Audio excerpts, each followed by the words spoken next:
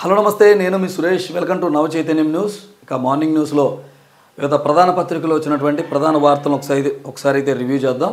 ఈనాడు, ఆంధ్రజ్యోతి, సాక్షి అలాగే ప్రజాశక్తి పత్రికల్లో ఏ వార్తను ఎవరు ఎలా హైలైట్ చేశారు, వాటి వెనకాల ఉన్నటువంటి నిజాలేంటి అనే విషయాలు అయితే మనం ఈ రివ్యూలో తెలుసుకుందాం.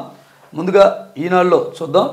ఈనాడు కానీ, ఆంధ్రజ్యోతి కానీ, సాక్షి కానీ, అలాగే ప్రజాశక్తి కానీ ఈ అన్ని పత్రికల్లో కూడా బ్యానర్ వార్తలుగా ఈరోజు మోందా తుఫాను గురించి అయితే ఉంది. మన రాష్ట్రంలో ఇప్పుడు ఈ మోందా తుఫాను ముప్పు వలన మరి రాష్ట్రం అంతా కూడా హై అలర్ట్ జారీ చేసింది ప్రభుత్వం. ఎక్కడికక్కడ ఈ సెల్ ఫోన్ టవర్స్ దగ్గర ఒకవేళ ఏదన్నా విద్యుత్ అంతరాయం కలిగితే కమ్యూనికేషన్ వ్యవస్థకు ఎలాంటి ఇబ్బంది లేకుండా జనరేటర్లు పెట్టిస్తుంది ప్రభుత్వం. అలాగే లోతట్టు ప్రాంతాల వాళ్ళని కూడా అలర్ట్ చేసి స్కూల్స్ కూడా ఇప్పటికే ముందస్తుగా సెలవులు అయితే ప్రకటించడం జరిగింది. అసలు ఈ మోందా అంటే ఏంటంటే, మోందా అనే పేరుని, ఈ తుఫాను పేరుని థాయిలాండ్ సూచించింది. మోందా అంటే పరిమళం గల పువ్వు లేదా అందమైన పువ్వు అని దాని అర్థం అనమాట. ఇలా దేశంలో, ప్రపంచంలో ఉన్న ఈ వివిధ దేశాల్లో అన్నీ కూడా ఈ పేరును సూచిస్తాయి.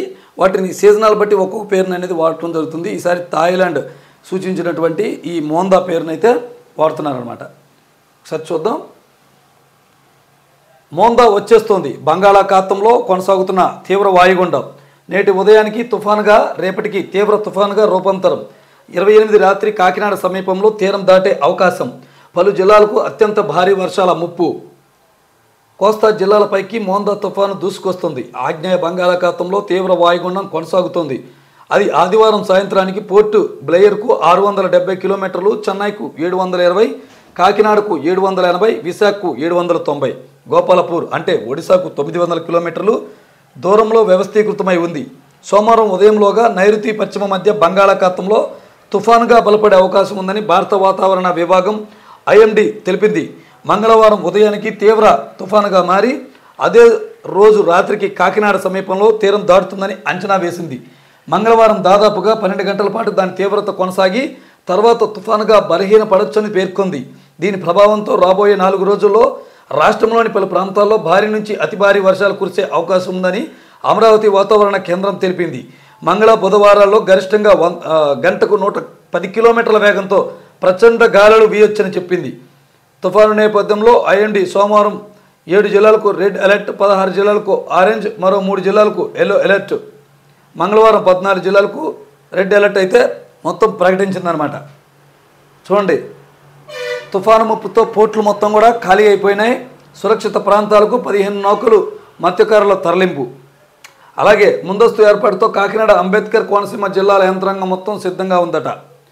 విద్యాసంస్థలకు 31 వరకు సెలవులు కూడా ప్రకటించారు. ముందుగానే ప్రజల్ని అప్రమత్తం చేయమని ముఖ్యమంత్రి గారు కూడా సూచిస్తున్నారు. అంతరాయం లేకుండా వాతావరణ హెచ్చరికలు పంపాలి. మొబైల్ టవర్ల వద్ద జనరేటర్లు అలాగే డ్రోన్ల ద్వారా సహాయ చర్యలు ఏర్పాటు చేయండి. తుఫాను సన్నాహక చర్యలపై సమీక్షలో అలాగే అత్యవసరమైతే తప్ప ఇంటి నుంచి బయటికి రావద్దని ప్రభుత్వం చెప్తోంది.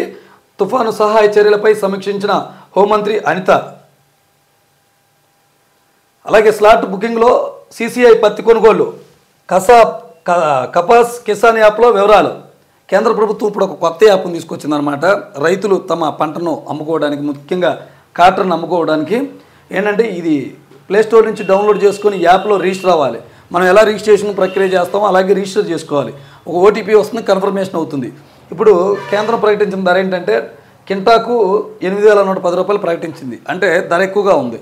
కాబట్టి ఈసారి ఎక్కువగా పత్తి కొనుగోలుకు వచ్చే అవకాశాలు ఉంటాయి. కాబట్టి వాళ్ళని ఇబ్బందులు పెట్టుకోకుండా అక్కడ ఏర్పాట్లు కూడా ప్రభుత్వం చేస్తుందన్నమాట. అలాగే కొత్త జిల్లాలు, రెవెన్యూ డివిజన్ల ఏర్పాటు కొలిక్కొచ్చినాయన్నమాట. మార్కాపురం కేంద్రంగా కొత్త జిల్లా, ఏజెన్సీలోనూ మరొకటంట. 10 కొత్త రెవెన్యూ డివిజన్లు, కొన్ని మండలాలకు ప్రతిపాదనలు. మంగళవారం సీఎంతో చర్చించనున్న మంత్రివర్గ ఉపసంఘం అనంతరం తుది నివేదిక తయారు. నవంబర్ 7వ తేదీన మంత్రివర్గం ముందుకు ఈ ఆమోదం అనేది వెళ్తుందట. ఇక అలాగే 361 కేసులు, 40 బస్సులు సీజు.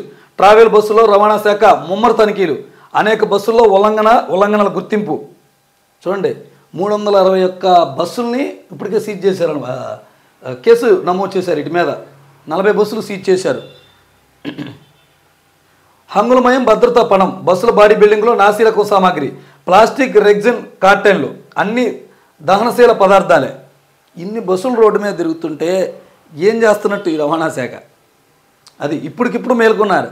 ఇది 19 ప్రాణాలు గాల్లో కలిసిపోయాక. ఈ హడావుడి ఎన్ని రోజులు చేస్తారో చూద్దాం. తర్వాత యథావిధి తదా రాజా.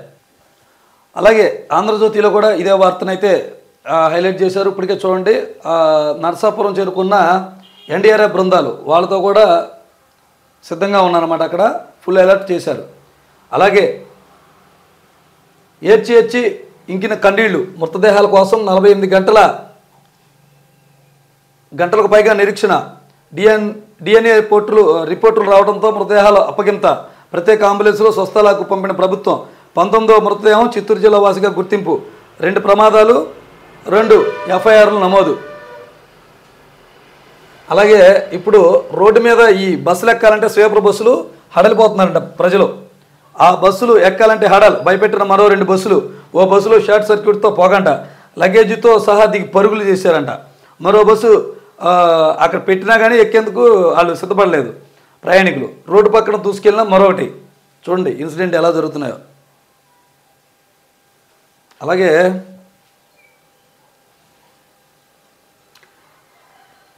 మత్తు వదిలింది, గంజాయిపై కూటమి ప్రభుత్వం ఉక్కుపాదం. ఈగల పోలీసులు ప్రత్యేక చర్యలు. మన్యంలో గంజాయి తోటల ధ్వంసం, ప్రత్యామ్నాయ పంటల వైపు ప్రోత్సాహం. రాష్ట్రంలో గంజాయి సాగు పూర్తిగా బంద్. పొరుగు రాష్ట్రం ఒడిశాలో పెరిగిన సాగు అక్కడి నుంచి మన్యం మీదుగా ఆంధ్రప్రదేశ్కు.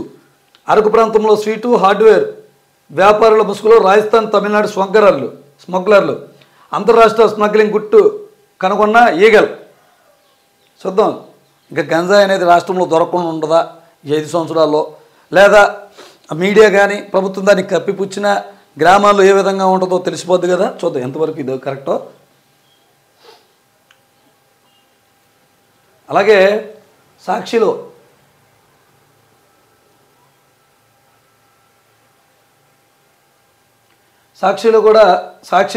ఈరోజు నిజాలు దాచి బెల్ట్ ఫుటేజీ మాయం. వేమూరి కావేరి బస్సు దుర్ఘటన అనంతరం లక్ష్మీపురంలో దుకాణం మూత. మా గ్రామంలో 24 గంటలు మందు అమ్ముతున్నారు. పేపర్లో ఫోటో రావడంతో 2 రోజులుగా మూసివేశారంటున్న గ్రామస్తులు. అక్కడ బెల్ట్ షాపులు లేవు. ఆ బైకర్లు లైసెన్స్డ్ మద్యమే సేవించారంటూ సర్కారు పడిన సర్వత్రా విస్మయం. ప్రాణాలు కబలిస్తున్న మద్యం మహమ్మారిని కట్టడి చేయాల్సింది పోయి బెల్ట్ షాపులు లేవంటూ ప్రభుత్వ ప్రకటనపై ఆగ్రహం. ప్రభుత్వం తన మీద తాను వేసుకోవద్దుగా బెల్ట్ షాపులు ఉండే నిజమేనని. అయినా ఈ యొక్క బెల్ట్ షాపులో తాగాలని ఉందా? ఇది లేకపోతే ఇంకోసారి తాగుతారు. ఇప్పుడు ఏపీలో కరువు అయితే లేదు కదా, అది మీరు కూడా రాశారు. అలాగే ఇక్కడ చూడండి ఒక టెస్టు. ఫ్రీ బస్సులో టికెట్ తీసుకున్న మహిళ. ఉచిత బస్సు కావాలని ఎవడడిగాడు? రైతులను పట్టించుకునే వారే లేరు. ఇంతవరకు కొత్త పింఛన్లే లేవు. ఉచిత బస్సు ప్రయాణం వద్దు, మీ మొహం వద్దు, టికెట్ ఇవ్వండి అంటూ కర్నూలు జిల్లాలో ఆర్టీసీ బస్సులో ప్రయాణించిన ఓ మహిళ టికెట్ తీసుకున్నారట. బుద్ధి వచ్చి ఉంటుంది ప్రభుత్వానికి అదే దీనికి. అలాగే నకిలీ మద్యం కేసులో 2 నిందితులు అరెస్టు. నకిలీ మద్యం కేసులో 2 నిందితులను అన్నమయ్య జిల్లా ములకల చెరువు ఎక్సైజ్ పోలీసులు అరెస్ట్ చేశారు. శనివారం సాయంత్రం పెద్దపాలెం క్రాస్ వద్ద A15 బాలాజీ అలాగే A20 సుదర్శన్ ఎక్సైజ్ పోలీసులు అడ్డగించి పట్టుకున్నారంట. అలాగే వృద్ధ జంట దారుణ హత్య. వైఎస్ఆర్ జిల్లా మరుగుడి గ్రామ పొలిమేరలో దారుణం చోటు చేసుకుంది. ఇటుకల పట్టి నిర్వహిస్తున్న వృద్ధ జంటను గుర్తు తెలియని వ్యక్తులు దారుణంగా హత్య చేసి ఇంట్లో వస్తువులు దొంగలించారంట. అలాగే బైక్ను ఢీకొని మినీ లారీ దగ్ధం అంట. ఏంటో బస్సులో బైకులో బాంబులు పెడుతున్నారో ఏమో తీవ్రవాదులు, ఎక్కడ పడితే అక్కడ ఇదే పరిస్థితి. కర్నూలు సమీపంలో ఇటీవల జరిగిన వేమూరి కావేరి బస్సు ప్రమాదం తరహాలోనే విజయనగరం జిల్లా రామభద్రపురం వద్ద బైపాస్ రోడ్లో శనివారం అర్ధరాత్రి ఓ బైక్ను ఢీకొని మినీ లారీ ట్రాన్స్పోర్ట్ పూర్తిగా కాలిపోయింది. స్వేచ్ఛగా వాణిజ్యం బంధాన్ని పెంచుకుందామని ఆసియాన్ దేశాలకు ప్రధాని మోదీ పిలుపు. స్వేచ్ఛ విపణితో భారత్ ఆసియాన్ దేశాల ప్రజలకు ఎంతో ప్రయోజనమని వ్యాఖ్య. అమెరికా సుంకాల మోత వేళ ఆసియాన్తో బంధం బలోపేతంపై దృష్టి. అంతర్జాతీయ సుస్థిరాభివృద్ధికి భారత్ ఆసియాన్ భాగస్వామ్యమే గట్టి పునాది. ఆసియాన్ శిఖరాగ్ర సదస్సులో వర్చువల్గా ప్రసంగించిన ప్రధాని. ఆసియాలో శిఖరాగ్ర సమావేశం అయితే జరుగుతున్నాయి, వారి యానివర్సరీ జరుగుతున్నాయి అక్కడ. అయితే దీంట్లో వర్చువల్గా ఆయన ప్రకటించారు, అంటే ఆన్లైన్ వీడియో కాల్ ద్వారా ఆయన ప్రసంగం చేశారనమాట. అలాగే ఈ తుఫాన్ నేపథ్యంలో తుఫాన్ ప్రాంతంలో అప్రమత్తంగా ఉండాలని చెప్పి ప్రతిపక్ష నాయకుడు జగన్మోహన్ రెడ్డి గారు చెప్తున్నారు. ఉద్యోగుల ఆరోగ్యంపై అంతులేని నిర్లక్ష్యం, నెట్వర్క్ ఆసుపత్రులకు చిల్లిగోవ కూడా విడుదల చేయని సర్కారు. గత ఆర్థిక సంవత్సరం 336 కోట్లకు గాను 143 కోట్లు పెండింగ్. దీంతో ఈహెచ్ఎస్ సేవలకు కార్పొరేట్ ఆసుపత్రులు మంగళం పాడాయి. తీవ్ర ఆగచోట్లు పడుతున్న ఉద్యోగులు, అలాగే పెన్షనర్లు. ఇక సల్మాన్ ఖాన్పై పాక్ ఉగ్రముద్ద వేసిందట. బాలీవుడ్ నటుడు సల్మాన్ ఖాన్ను పాకిస్తాన్ ఉగ్రవాదిగా ప్రకటించింది. ఇటీవల సౌదీ అరేబియాలో రియాద్లో జరిగిన కార్యక్రమంలో సల్మాన్ ఖాన్ బలిచిస్తాన్ను ప్రత్యేక దేశంగా ప్రస్తావించిన దగ్గర నుంచి పాక్ తీవ్ర ఆగ్రహంతో అవుతుంది. ఈ నేపథ్యంలో ఆయన ఉగ్రవాదిగా పేర్కొంటూ ఆదివారం ఒక ఉత్తర్వు విడుదల చేసిందంట.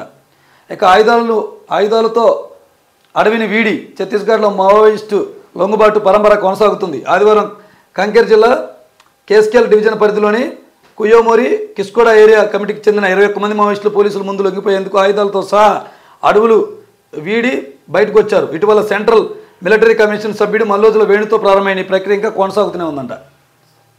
అలాగే ప్రజాశక్తి పేపర్లో కూడా చూద్దాం. ప్రజాశక్తి పేపర్లో కూడా అనుక్షణం అప్రమత్తం, తీర ప్రాంత గ్రామాల్లో పునరావాస కేంద్రాలకు ప్రజల తరలింపు, ప్రాణ నష్టం జరగదు, అంతరాయం లేకుండా విద్యుత్, టెలికాం, తాగునీరు, మోందాపై సమీక్షలో చంద్రబాబు అంటూ వార్త. అలాగే ఇంకొక ఇంపార్టెంట్ వార్త వీళ్ళు రాశారు. డేటా సెంటర్పై వాస్తవాలు చెప్పమంటున్నారు. ఎవరు? సిపిఎం పార్టీ చెప్తుంది. ఉద్యోగాలపై స్పష్టతనివ్వండి, పర్యావరణంపై ప్రభావం ఎంత, ఆదానికి ఇచ్చిన 400 ఎకరాలు గూగుల్కి మళ్లించండి. ముఖ్యమంత్రికి సిపిఎం బహిరంగ లేఖ రాసింది.